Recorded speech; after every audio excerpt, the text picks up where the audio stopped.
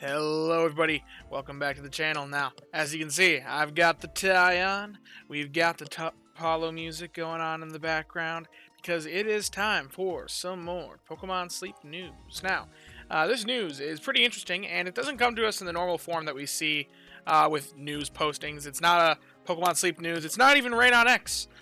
This is Cerebi, because this data mine, the only information that I could find on it so far was Cerebi, so they pushed an update tonight. Very subtly, very carefully, didn't really talk about it at all, didn't make any sort of announcement, but it was an update. And it was an update that added a bunch more stuff for the event to the game. This was all probably added on the server end, back with the maintenance, but they didn't release it client end until now, or our end until now. And that is because they wanted to keep information about Darkrai from us, to keep us speculating and whatnot. And yeah, Darkrai, it's in the game now. We can see it. You can see a spot in your sleep decks that is open. It's if you're in the screen where you're sorted out by sleep type, it's between Leafeon and Grubbin. It's right there, and there's only one style. Now, it's very interesting because a lot of people are kind of speculating, what does an encounter with Darkrai look like? How are we going to be able to catch Darkrai? And it looks like this Pokemon is going to be, as Mythicals are in the base game, typically speaking, they're event locked. It looks like Darkrai is unfortunately going to be event locked. Now, that's cool. It makes it more, it's cool and kind of has some downsides as well. But let's get into why that is. Now, there's only one style. It's a 3-star style. It looks like it's Floaty Arms Cross Sleep. We don't really know how much it outputs of everything as of yet, but there's one style, and it's got a really neat skill. So let's get into this. Now, how do you encounter Darkrai? Well, as of right now, we got the event going on. We've only seen rewards of missions 1 through 8. Or 1 through 8. And then the rest of this for the next week was all blocked from us before. We can see now that it's an event reward when we cross 4.5 billion event drowsy power. It's rank 12 in the event, is when you encounter the Darkrai. Now, the rest of this is kind of neat. There's a way to get a lot of Darkrai and Cresselia candy if you keep getting additional 55 million Snorlax or event drowsy power, but this is how you encounter Darkrai. This is the only way to encounter Darkrai. Now, something very interesting about it, you only get one encounter, and there's no evidence to support the idea that they're ever going to introduce more encounters with Darkrai in the future, just because there is only one sleep style. If there were supposed to be multiple, if it was supposed to be a roaming encounter that you could get outside of this event, this one time ever, then you would assume one could easily and reasonably deduce that they would have multiple sleep styles, because then you could see them multiple times, different sleep styles, every time random. You could eventually get it with playing the game long enough. If it's only one, you only need to have one sleep style. And also, notably, there is no shiny sprite. It is shiny locked. They've not found a shiny sprite in the code yet, so it appears that we can only encounter the basic Darkrai, no shiny available, unfortunately. Sorry to shiny hunters. We only get one encounter with it, and what's very interesting is that it takes 20 pips to befriend. This could be grounds for worry that if you don't have a Master Biscuit stocked up, you could be screwed. I'm kind of in that circumstance, because the odds of catching him when he's 20 pips, even if you're using Ultra Biscuits, there would be, like, you'd have two that were guaranteed, and then 2 that are 50-50s, coin flips, theoretically, which is already like a 25% chance of actually catching him on that one encounter, which is not very good odds, considering that it's an event Pokemon. My hope is that this 20 pips is just for show, and that it will auto-crit no matter what, guaranteed Mega Crit, or, alternatively, if they want to make him expensive, I would also understand if they made it that it just couldn't get all full. That would also be understandable. I'm really hoping that they don't actually require us with base mechanics with only one encounter ever, to spend 20 friendship points, because that would be a bit absurd. But what does Darkrai do, and what are the implications that it has in the game, and what can we expect from it? Well, its skill, it's probably going to be a skill specialist. That's technically not confirmed yet, although as of right now, it's seeming like they're making all the legendaries a skill specialist, and if this isn't a skill specialist with how powerful this main skill is, I'd be shocked. So, what is it?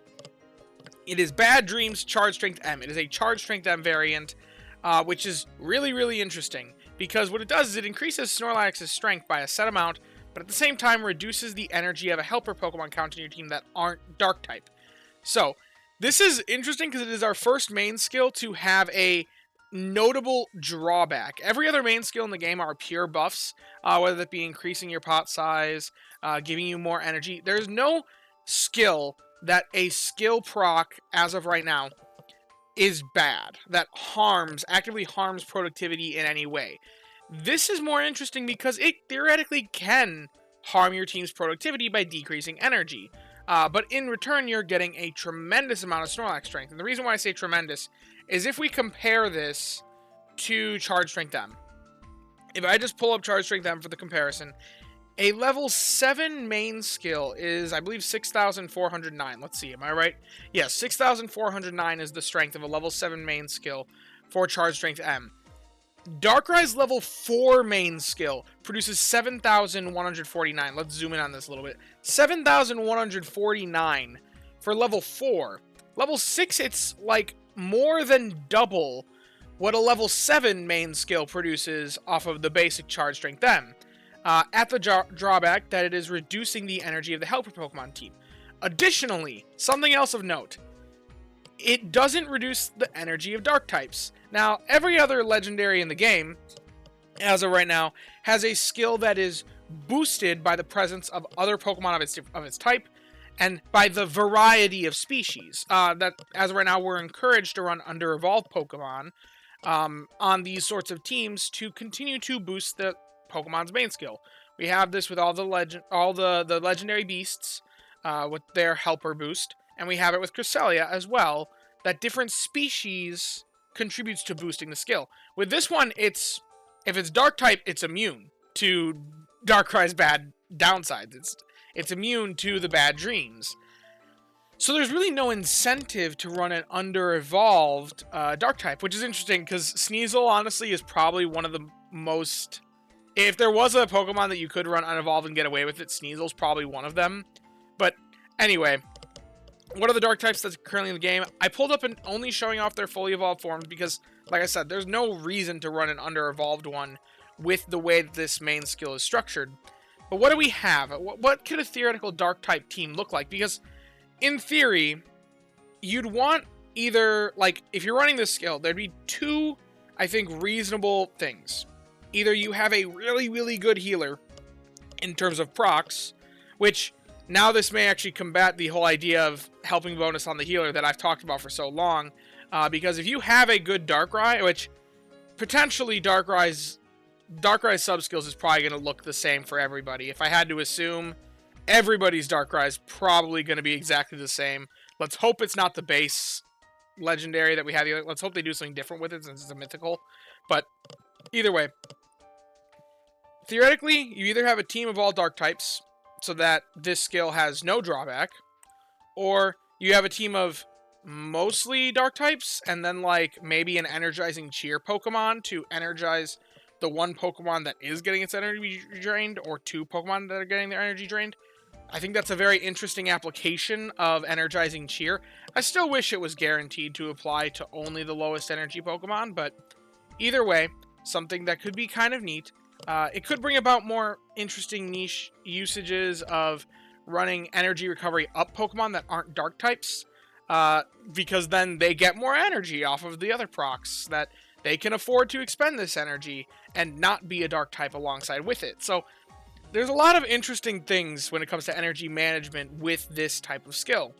But additionally, theoretically, running a team of all Dark types would also do okay with this. If there was a reliable Dark-type healer, because that's the problem is, yeah, it'll counteract the effects of bad dreams, but it won't counteract the effects of basic healing. And there are no good Dark-type healers. The only option that we have is Umbreon, who is notoriously one of the worst, if not the worst healer in the game, because it primarily just heals itself.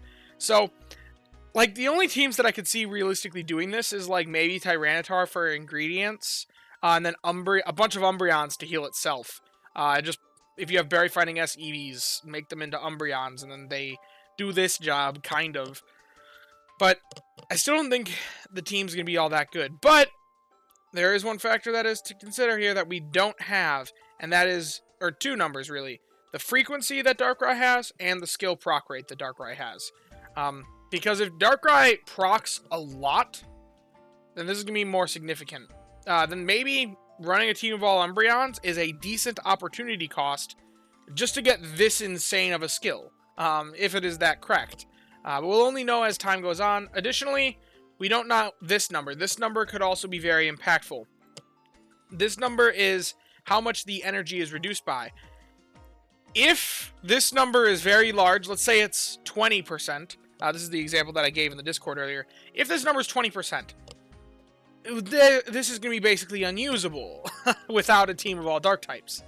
Just because that is an absurd amount of energy to be draining off of a single proc. Definitely not worth the 13,000 strength to reduce the team's energy by 20%. That's more than of an entire E for E proc. But if this is like 2%, then that's much more manageable.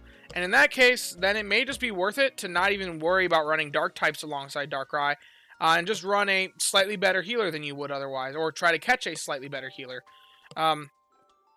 Because this guy is going to drain the energy of their Pokemon. At least a little bit. I'm hoping that it's just a slight drawback and not a horrendous, like, crippling thing. Stabbing them in the back. Because there is some potential here for a lot of strength. If this guy can proc as much as an Ampharos, then we're talking insane amounts of strength. Just for production comparison, let's pull up a quick production comparison here. I've got a pretty decent Ampharos. If I put in my Ampharos, which isn't even great, we'll do my more mid Ampharos option. If we just use this Ampharos as a baseline, level 30, it procking at level 7 main skill, produces 32,000 strength off of its main skill.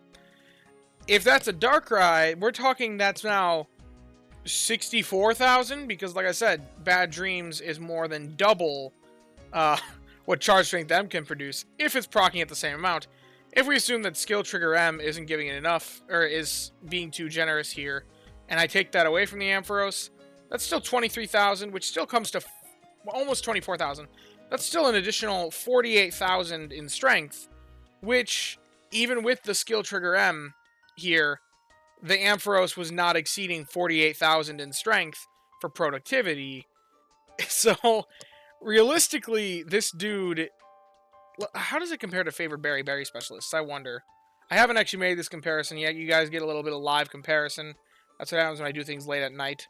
80k? Okay, so favored berry specialists a little bit more ahead in terms of productivity there. But it's going to be this strong. It could be. I'm not going to say it's going to be, because we still need to see its proc rate. We still need to see its frequency. But it's got plenty of potential to produce a lot. But it's also got potential to have a huge downside and require us to run a phenomenal healer in the place. If you have a really good Gardevoir, if you're someone who caught just the elite Gardevoir of Dreams, Skill Trigger M, Help Speed M, Skill Chance Up Nature, especially if there's helping bonus on there as well, then this should definitely be interesting you, because the energy drawback is not going to be that big of a deal for you, potentially. But yeah, that's about everything to say about Darkrai, how to encounter it, how it's showing up, the potential downsides to its main skill, and some of the greater impacts that might come about when considering this Pokemon. So yeah, if you have enjoyed the video, be sure to leave a like and subscribe. I always try to cover the news as fast as possible, so it would be well appreciated. And you're not going to get your Pokemon Sleep news in video form earlier than this channel for the most part. So, yeah. Down in the description, we'll have a link to the Discord. Come join us, hang out, talk about all things Pokemon Sleep and the like. I know it was active before I made this video, well before I made this video. And I'm also going to have a link. There's a join button down there. Feel free to click it if you feel called and want to support me in that way, but don't feel like you're obligated. And as always, I thank you all for watching and hope that you all have a wonderful day. Bye-bye now.